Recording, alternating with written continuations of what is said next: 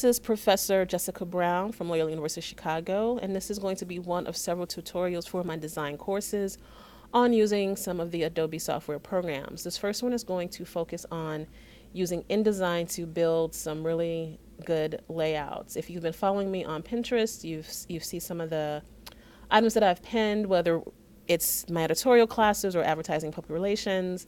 It's just a good place to get inspired, and we're going to see how we can use InDesign to sort of help us make some really good layouts.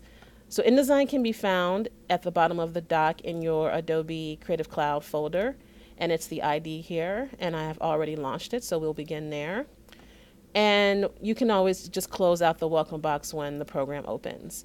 So InDesign's menu area is similar to Word if you're a Word user. And this is the menu, so file, edit, layout, so on and so on. This area here I'll refer to as the control panel. Your tools are over here to the left, and then over here are the default panels in InDesign.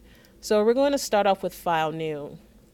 Now, if you're a quick key user, if you see this icon here, that is the Command key for Mac. If you're on a PC, you'd use the Control key. And we're just going to do New Document. I'm going to go into the menu most of the time. I will occasionally start to use quick keys as we get further along in the tutorials. So this is a dialog box. Whenever you launch any particular item in InDesign, you have your dialog box. And this tells us how many pages we want to have, our intent, which is going to be print for most of the things that we do, where you want to start the pages. So if you're doing a multiple page document, consider things that have a cover like books or catalogs, things like that. You always want to be sure that you're paying attention to where you're starting the pages. If you want facing pages, pay attention to that. I'm going to put that back on. I have the preview selected so that we can see what's going on in our pages. So make sure you have that on so you can see it. InDesign defaults to letter, and it's 51 by 66 picas. And picas is just a unit of measurement. You don't necessarily need to know any details about picas.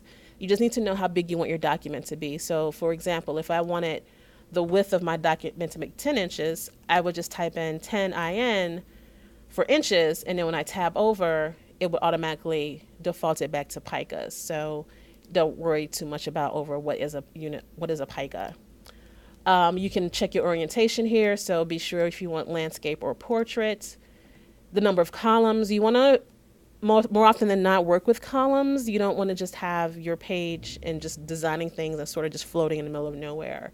So you can make your column adjustments here. I can click up and down these keys and you can see the number of columns on the pages are changing. I'll keep it down to 3. And then your margins. So the margins are, of course, the areas on the outside of the document. And it defaults to 3. And I'm going to change this to 1 pica. So I'm going to put 1 pica here in the top area. And then if I tab over, it changes them all to 1 pica. And that's because this little link is selected. And when you see the link on many Adobe programs, it just means what you do to one part, you're doing to all sides of the area. So because I made the top 1 pica, it made all 3 1 pica. And then bleed and slug we don't need to worry about. The preview is checked, and then this is an 8.5 by 11 document. And so I'll just hit OK. So that's what it looks like. For my COM 263 students, we will typically work on a different size document. So let's say you have built your document, you hit OK, and you're like, oops, I forgot to make my document the appropriate page size. So I can fix that without having to start all over by going into File, Document, and doing Document Setup. And here for COM 263, we tend to work with in 72 by 120. So I'm just going to change the page size to 72 by 120. But now we don't have the right number of columns. So I also need to fix that. Now, InDesign is fairly logical in where it puts things. So if you want to change the layout, you go under Layout. If you want to mess with the type or the text, you go there, Object, so on and so forth. So we saw that to change the document setup, we actually went under File, not Layout. So that can be confusing for some folks, but for the most part, everything is where you kind of think it should be. So again, we're going to change our margins and columns. So I'm going to go to Layout, margins and columns, and here I want 6 columns, which is going to be our standard for Comp 263 students, and I'm going to keep the margins the same size and then hit OK. So here is our layout for our broadsheets for that particular course. Now, let's say you want to have multiple pages. There's a couple of ways you can go about that. So again, you can go to File, Document Setup, and you can add pages here if you neglected to do so earlier. So let's say you wanted a 10-page document. I'm just going to put 10 here and then just hit OK. So right now it only looks like we have the one page. So you just want to make sure you zoom out. So I'm hitting Command minus on my keyboard, and you can see all 10 pages are here. This would be page 1, our cover page. So 2, 3, 4, 5, 6, 7, 8, 9, 10. And you may be wondering, well, why did it make the cover by itself and then it put all the other pages as facing pages? Because InDesign assumes that you are making a book of sorts if you're going to have multiple pages, and the cover page would always be attached to the very back page, which is why it looks this way. So again, that's why it's very important when you're going into your document setup that you pay attention to how you want your document to actually be built. So I'm going to put this back to 1, and now we have our one page again. So if I wanted the pages not to be a spread, or let's say I was doing a presentation or something, I would deselect the facing pages. And so now I won't have that spread. And then let's say I still want those 10 pages, and then I hit OK, and then I zoom out. Now I have 10 pages that are not attached to one another. So that's how you would make for that adjustment. So be sure you understand how many pages you want and what your purpose is. Are you creating a book? Are you creating a presentation? Do you just want single independent pages? And you want to make sure that you set up your layout that way. Now, you're saying, well, this one has 6 columns, but these other ones only have 3. In that case, you want to use one of the first tools we'll refer to, which is your page tool here in your toolbar. So if I select the page tool, and then you see our page is selected, you can see the little blue boxes on either side.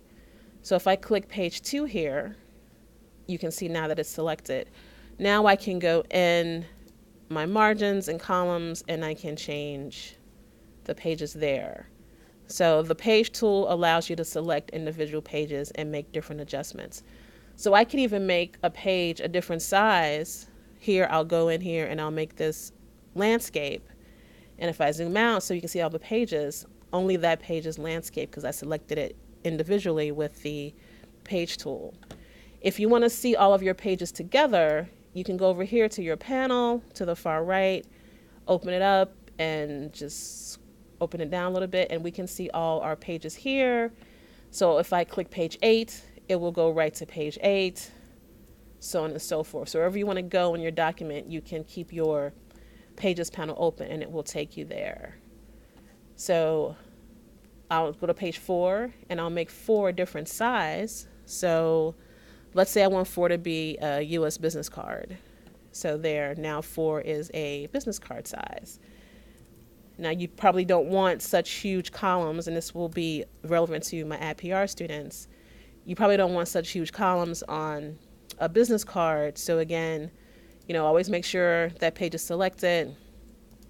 Go into margins and columns, and I'll just do P5 there. I might even want it to be that big. You can change your number of columns depending on how you're laying this out. And then there's your business card. And then, so all of your documents are on one page here, and everything is together. Now, you may not want to design everything together if you're doing projects where every page is individual. They don't have to be designed together, like it's not a book or a newsletter or something. That's completely up to you.